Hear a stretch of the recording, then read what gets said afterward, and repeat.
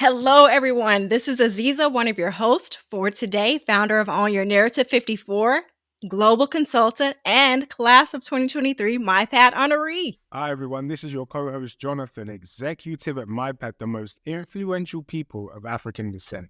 And you're listening to the Voices of Influential People podcast, or as we like to call it, the VIP, a show powered by MyPad, connecting you to the most influential people of African descent worldwide. Today's episode is titled The Intersection of Race and Democracy. And we are so excited to have as our special guest Desirée Cormier Smith, who is the special representative for racial equity and justice for the United States State Department. Welcome to the show, Desiree. Thank you so much for being with Hi, us today. Desiree. Thank you for having me. All right. So, as you know, we're a global podcast, and I'm joining in today from the US. And this time I'm actually calling in from Nigeria, Lagos. Wow. Desiree, where are you joining us from? I'm joining from Washington, D.C. All right, right at the Capitol, right where all the action happens. That is amazing. We'd like to also kick off the show with a little bit of a fun question. So we want to get to know your taste and your likes a little bit more. Could you tell us your favorite film and why? This is a hard question for me to answer because I'm here as the special rep, but my favorite film very much, I don't think would be typical of a U.S. special envoy. But I'm going to be honest with you guys because I think, I don't know how else to be. So I would say whenever someone asks me for my favorite film, it is hard to narrow down to just one, but one that always pops up is Friday. And don't judge me, but it is just one of those movies that I can watch and laugh every single time it comes on. And it reminds me of home. I grew up between Inglewood and South Central. So my parents were divorced. My mom lived in Inglewood with her family, and my dad lived in South Central with his family. And so it just reminds me of the funny parts of growing up in South Central. And um, yeah, it just reminds me of home. So it's a movie that will always bring a smile to my face, and it's just a feel good movie, and it has a good message at the end. It does. It does. And this is the real question. Which Friday? Because we know that there were multiple. Oh, So, just the first one with okay. Smokey. Like, See, it has look, to be the first one. you know. Definitely that's a classic, and we love it that when we can look into our stories and laugh and learn. It's a beautiful thing to be able to have pieces of art that allow us to do that. So thank you for sharing that with us. And you are an amazing and accomplished leader yourself. And two words that come to mind for me when it comes to your journey thus far is thrilling and prestigious. You're, starting out as a foreign service officer and working with the State Department, to working at a global capacity as a senior director is just amazing. And I would love to know if you could actually describe some of your most pivotal moments in your journey and which ones actually inspired you to become the leader and also do the work that you're doing today. When I talk to young people and students and those who are early in their careers, they always ask me, like, how did you chart out this path? And the honest answer is that I didn't. This was not intentional, right? It was, I think, a product of me following my passion, frankly, for service, following my interest in creating a more just world, and then, frankly, building upon my family legacy. My grandfather was a civil rights activist, a writer, and a sort of well known, just sort of voice of consciousness of morality in LA. And he was originally from Louisiana. He moved to LA to escape the segregation, only to find segregation in LA. That always, shaped our conversations, and he passed that passion down to me. And I would say it was more than just the passion; it was also responsibility that I think he instilled in me very early in my in age, frankly. So when I look at my career and I think about the pivots, they make sense understanding my guiding sort of light, my guiding passion, which is a firm belief in using the gifts and the access and the privileges that I've been granted to better serve my community. I didn't know what exactly I wanted to major in, but I knew that I was interested in foreign things. Like there was a big world out there and I wanted to pursue it. I thought maybe I could be an interpreter at the UN. I was studying French as an ode to my, Louisiana roots. And I was fascinated just with the world. And I met a friend, we're still friends to this day, who had just gotten the Pickering Fellowship, which is a fellowship with the US State Department designed to increase the number of students from underrepresented backgrounds into the Foreign Service. Now, I had to figure out how they word it because it's broader than just racial backgrounds, right? So they also look at people from rural areas and other sort of categories of underrepresented groups in the State Department. So I'd never heard of the State Department. I'd never heard of the Foreign Service. I didn't know what he was talking about. But he said, based on your interest in public service and international things, I think you would be interested in this fellowship. And they'll pay for you to finish undergrad and they'll pay for you to go to grad school and you will be a diplomat afterwards. And I was like, sign me up. That is, like, so powerful, and I just love that, those different things that I heard throughout, your pivotal moments were, courage, stepping out on faith, leaning into your family legacy and your heritage and perseverance, going out and trying to make a difference and trying to, expand your horizons, but not even seeing that by you doing what you're doing is also helping some other little girl out there, some other a young boy from Inglewood, to see like, oh wow, this is somebody that came, through a similar journey and pathway, and look at what has opened up for them because you have stepped out in the way you did. And I think, that's so amazing. And I thank you so much for sharing that with us. And you've been able to create, rather, the equity action plan, or, leaned into creating the equity action plan. And I would love to also understand and know, what are some other approaches that you've taken to accomplish the work that you're doing? And also, where do you see those intersections of race and democracy in the work that you do currently? Yeah, that's a good question. You know, with half of the world's population heading to the ballot box this year, there's been a lot of conversation about democracy. And for me, you can't talk about democracy and not talk about how racism and democracy are incompatible, right? Like, you cannot, the very premise of a democracy is that every single person, every single citizen has a voice. Racism contradicts that, because racism, and structural racism in particular, says that only certain people get a voice, right?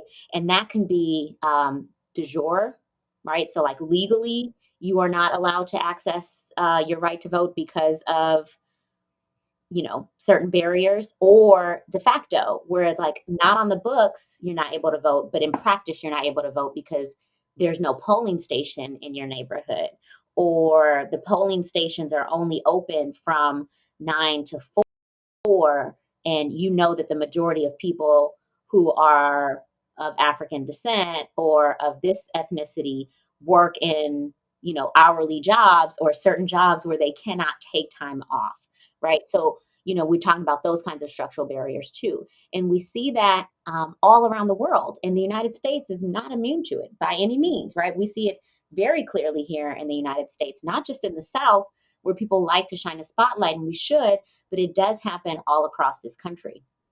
And the work that I do, and why I do this, why I sit in the State Department and I do this role, is because what we see in the United States is not unique to the United States, right? We as Americans don't somehow have a monopoly on racism.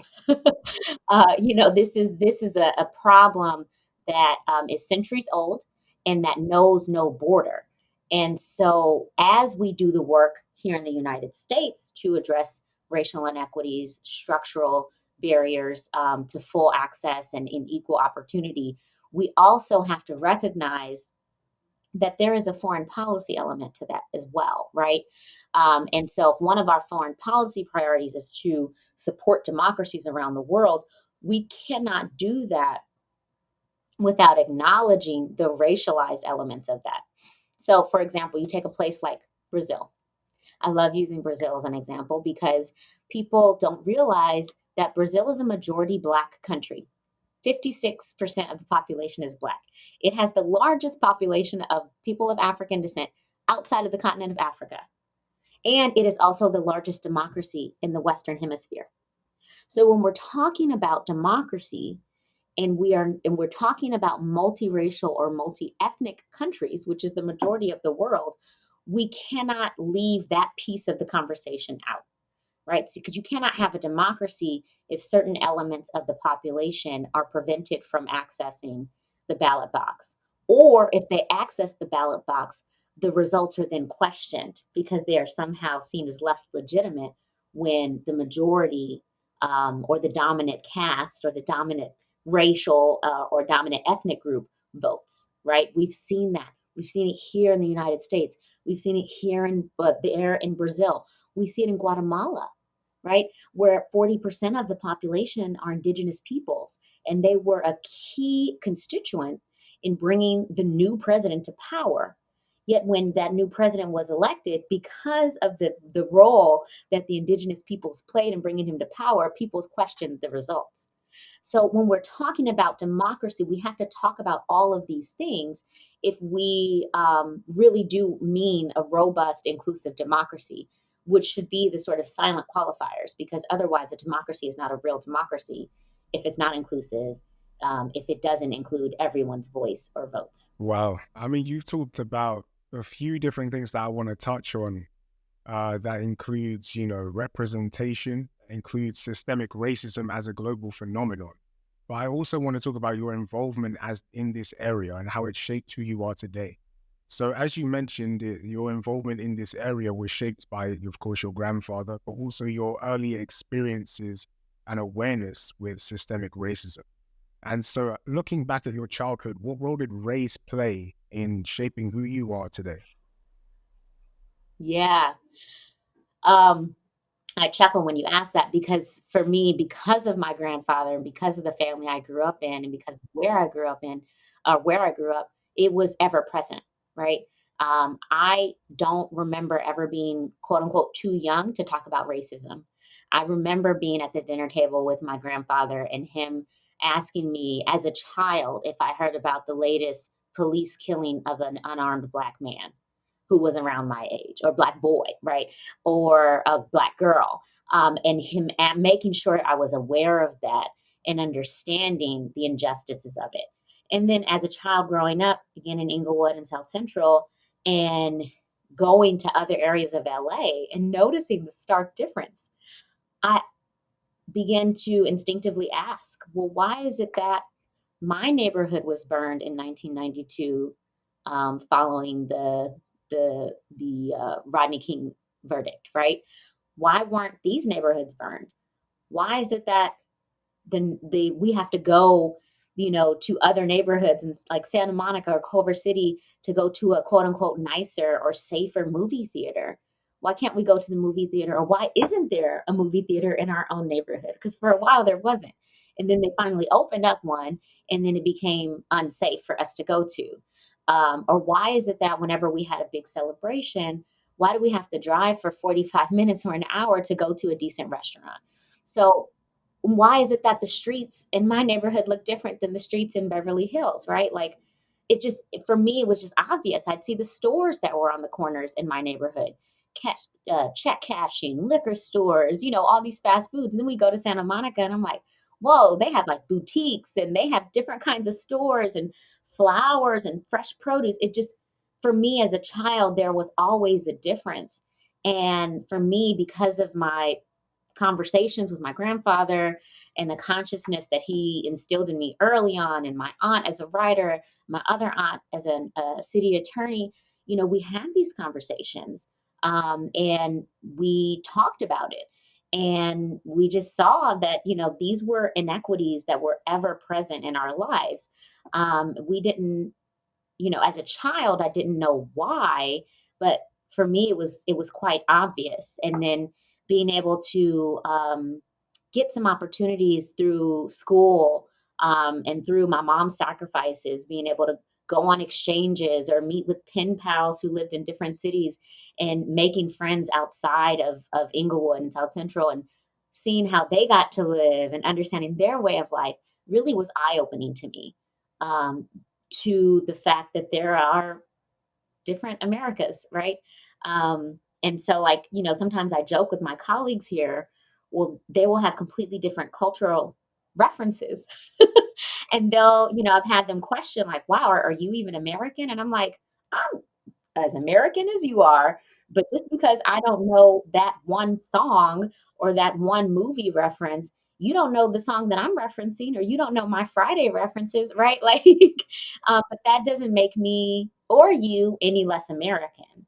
And that really, I think, is why I think it's important for Black Americans, Native Americans, Latinx Americans, and other Americans of color to be a part of the federal government, be a part of their local government, because we are just as American as white Americans, and we deserve a say in the decisions that impact our lives.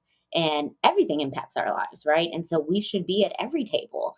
And I think that's also true for persons with disabilities. I also think that's true for LGBTQI plus folks. I think it's true for women. Like, I don't think this is a controversial thing.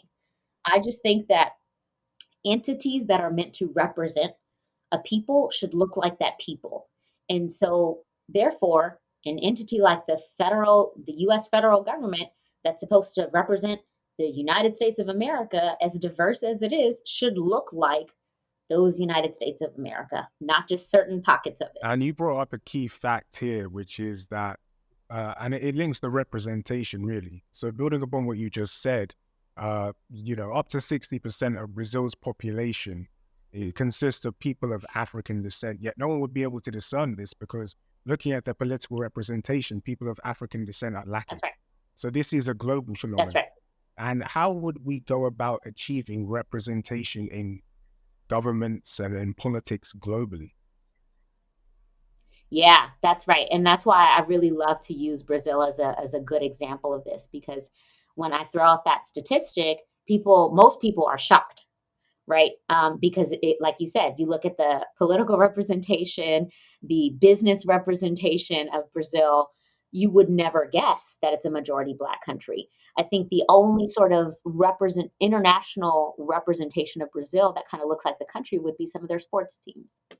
And, um, we can, that's a whole nother conversation. But yeah, this is why equity is so important.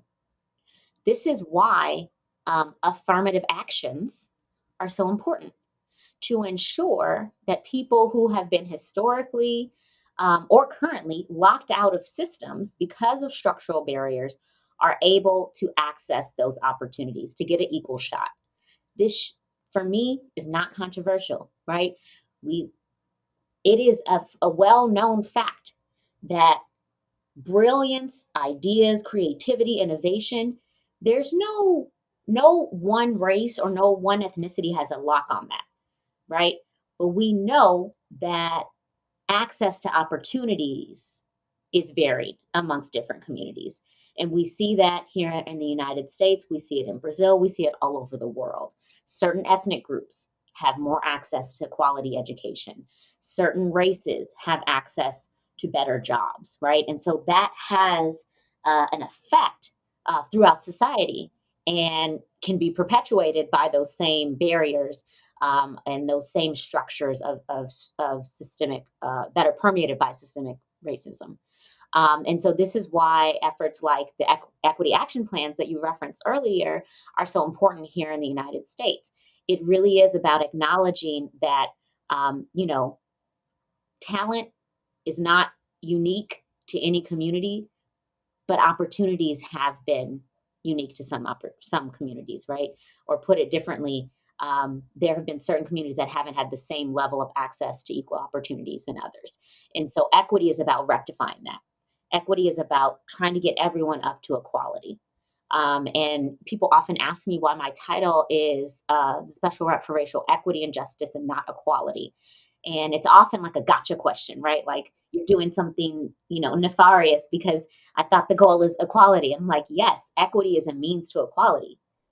equity is understanding that not everyone is starting from the same starting point. So we're just trying to get everyone to that same starting point so that everyone has a fair shot and no one is getting a head start, but also no one is starting, miles behind, which is the current reality. I don't think anyone engaged in this fight and this effort thinks that they could do it alone or thinks that there's some kind of magic panacea. The the reality is the phenomenon of systemic racism is so deeply entrenched in our global institutions and in our global societies, and it's been baked in for centuries, right? Dating back since colonization, since the transatlantic slave trade. So I think I constantly have to remind myself and my team of that because you cannot fix a problem that is centuries old, right? 500, 600 plus years old in a generation, let alone a couple of years of my term. You know what I mean?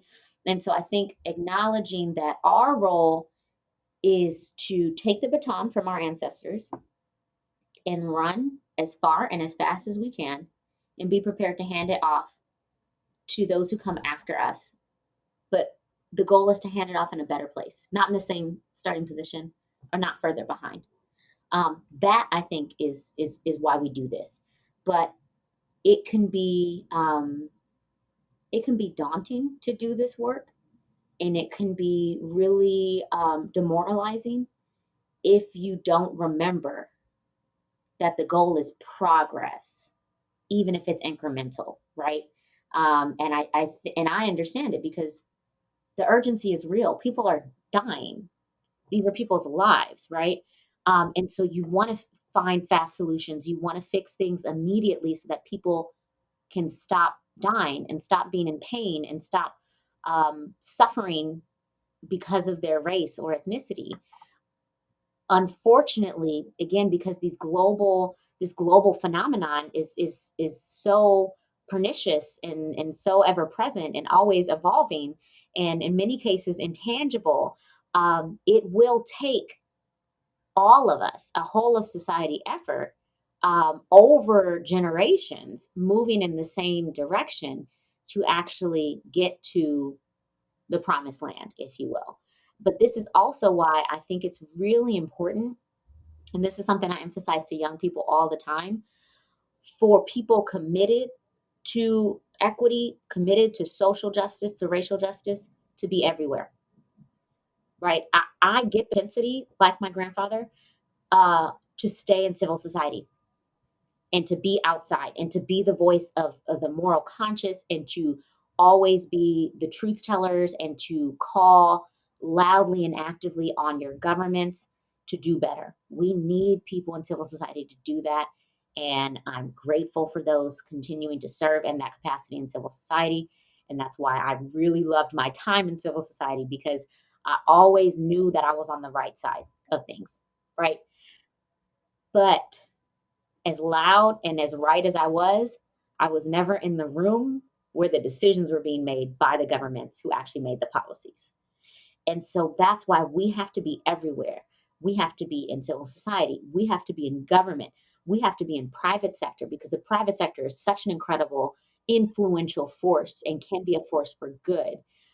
We need to be in academia because how are we teaching the how are we teaching the fields of studying of foreign policy, of political science, of health, right, of economics, and then how are we shaping the next generation of minds and leaders. So people committed to a just world, to an equal world, cannot be self-isolated in just civil society. We need to be everywhere so that we can, from our respective corners, be pushing the world, pushing societies to be better, to be more equitable, to be more just. Very, very good. Like continue to hit on so many different points, and what you've mentioned regarding the collective collaboration, coordination. Acknowledging one another and acknowledging all that, not forgetting about our identities and where our entry points are into this whole fight and against the systemic racism. So that is, really, really important. And we also want to look to the future now, because as you mentioned earlier in our interview, that we're in a time of some very critical elections, both in the US and also globally. And we know that collaboration, coordination, all of that is very key, in moving us forward. And so we would love to know, what are some of your call to actions regarding your mission and mandate as it relates to these critical points in time that we're in? Yeah. So my number one priority in this role that I'm in currently is making sure that I am not the last. So I have the honor and the privilege of being the first, but I don't want to be the last. And so how do I make sure that this work is sustained and institutionalized in a meaningful way? Uh, and I've tried to do that by showing early on, demonstrating the value of applying a racial equity lens to our foreign policy work.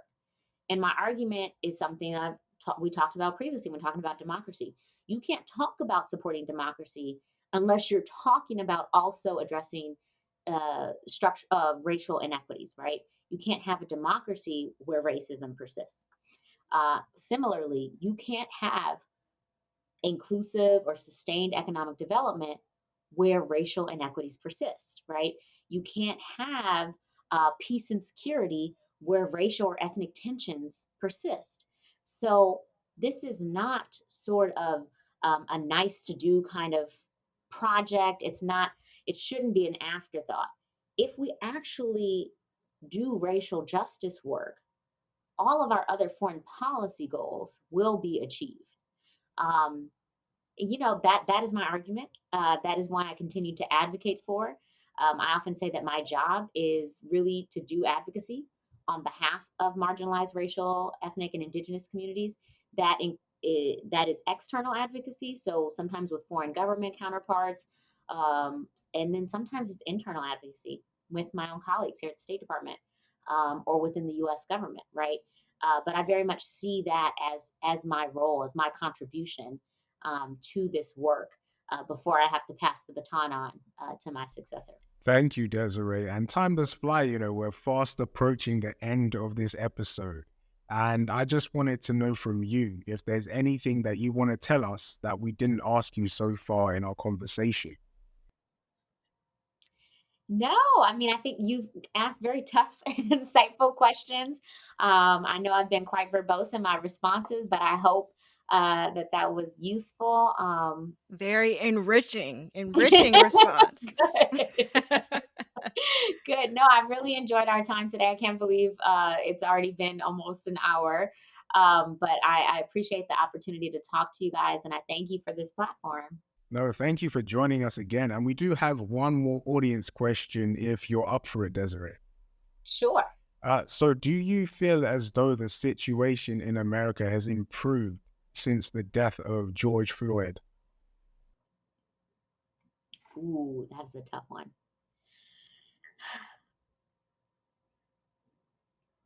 Yes and no, right? Like, I would say that there is at least an increased awareness about the realities of structural racism in America and globally, right? Because after the murder of George Floyd, we saw peaceful protests, people rise up all around the world. And I'm convinced that that was because George Floyd's murder resonated. It was more than just like solidarity and sympathy for George Floyd and Black Americans. It was something that touched a nerve for people in South Africa, in Brazil, in all across Europe, even in Asia, right? So there was something there, something visceral. Yet we still see unarmed Black men and women being killed by police here in the United States with impunity, also in Brazil, also in Europe, also in Africa, right? So this again is a global challenge. We did not, all the black squares on Instagram posted in solidarity in 2020, they did not solve racism. All of the pledges that institutions made to really do better, many of them were empty, right? There was very little follow up. But I think we still have a window And it is up to those of us who care about this work to make sure that we hold that window open, to not let it close, and to force it open so that we can actually make some real, lasting, meaningful changes and not let the moment of 2020 be a fleeting moment. Thank you for dropping the wisdom on us. And thank you to the audience member who gave us the questions. So you guys heard that. Don't forget Yeah, to submit your questions via our Instagram, our platforms on Spotify and YouTube, because you never know, your question could be asked next to our next VIP. Questions coming, and we thank you so much, Desiree, just for blessing us with your time and conversation and your wisdom and experiences. And we want to congratulate you, Desiree, because you are now an official inductee into the MyPad VIP suite. yay! Woo! Thank you. Yes, and to our listeners, this has been Aziza. And this has been Jonathan. And we just want to make sure you subscribe and follow us and tune in to our next episode of the Voices of Influential People, because you just never know who our next VIP will be. So we're signing off. Thank you. Thank you.